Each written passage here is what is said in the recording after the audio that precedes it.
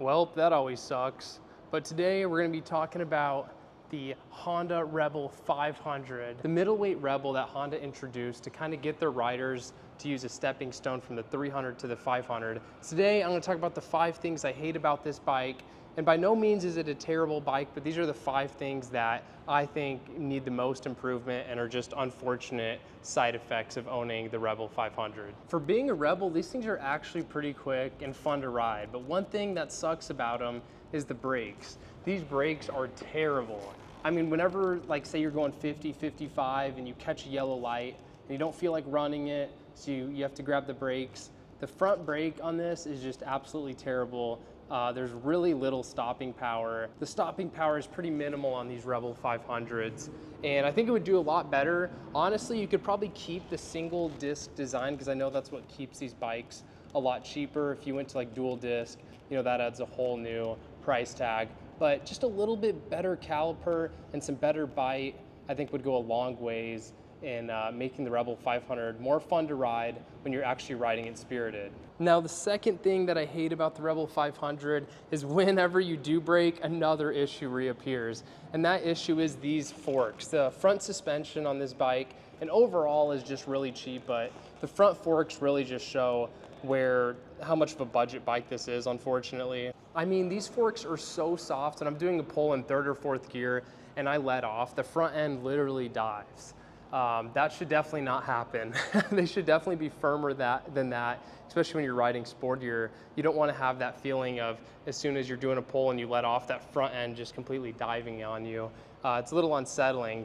You know, for it to dive under hard braking, that's one thing, but for it to dive just on letting go of the throttle, that's a whole nother thing, and can add to instability when riding this bike sportier, because the power plant is great and is like begging you to really wring it out and have fun with it.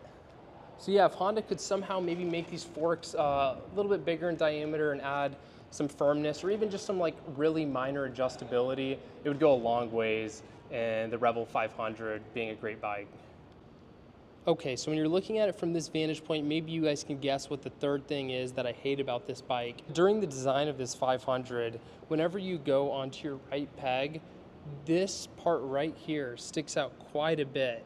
And so if you were that gets really hot. So if you're wearing like normal tennis shoes or flip-flops, if you're one of those Brazilian riders, I mean, you're gonna burn your ankle so bad. And even with riding boots, I get a little bit worried because I like to kind of get close in on the bike and you know, use a lot of the grip down low with my lower body, so it keeps your hands nice and loose for handling and just overall responsiveness while riding. And having that part of the engine stick out that far is a little concerning. I wish they just would have kept it a little bit slimmer and in line with the bike. Not a huge deal, but you know, if you're out in shorts and just normal riding shoes, you might burn your ankle, so you gotta be careful with that part. The fourth thing I really dislike about this bike that could be fixed pretty easily, and you see a lot of the Chinese bikes like CF Moto, they come in at a really low price range, but a lot of their bikes look awesome. Like to the average person, some of their sport bikes people would maybe mistake for Ducati or Aprilia. They use a lot of high-end, you know, lighting and design features, but it seems like a lot of the Japanese companies like Honda always seem to lag with that, and you can still see it's got that, you know, halogen kind of ugly, you know, it looks like something from the 80s. These huge blinkers, you know, not the most beautiful thing, and it kind of just takes away from the overall like sleekness that the Rebel 500 could be if it, you know, those things from factory were nice LED strips, nice, you know, halo retro LED type headlight. Little things like that are really going to bring this bike together and potentially, you know, attract a crowd that's looking at bikes that are a little bit more expensive and get them to come down to the Rebel 500. And even maybe pull some people who are looking at sport bikes because they don't like the styling of cruisers, and give it those kind of like sharp touches and more futuristic additions. And you're going to see a whole new set of buyers coming over to the Rebel 500. So yeah, that's one thing that's just a little goofy on these Rebels. I think it just makes them look kind of cheap and outdated for being, you know, a 21st century bike. Honda should definitely get that all sorted out. Now, in a traditional sense, this isn't like a true cruiser, but another thing that sucks about the Rebel 500 that would make it a much better bike just for going longer distances and riding around town is adding in cruise control. That's literally like my favorite feature on most bikes. Just being able to ride around, let your right hand relax. And it'd be pretty easy for Honda to add. They could throw it on this left toggle switch area. It'd be pretty simple, and it would just add to the experience of the Rebel 500 and potentially open some more doors for taking this thing on longer trips, because as it is, you're just gonna fatigue a whole lot quicker without cruise control. Now I know all I've been doing is nitpicking about the Rebel 500, but honestly, the thing that makes this bike so awesome is you can go on Facebook Marketplace and get one of these things for under 4,000.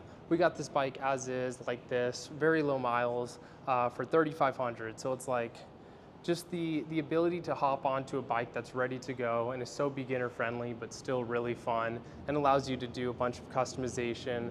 That's where the Rebel 500 really shines. And I think a lot of people don't need to start with the 300. The 500 is powerful enough where you're gonna have fun, probably for like at least 6 months to a year.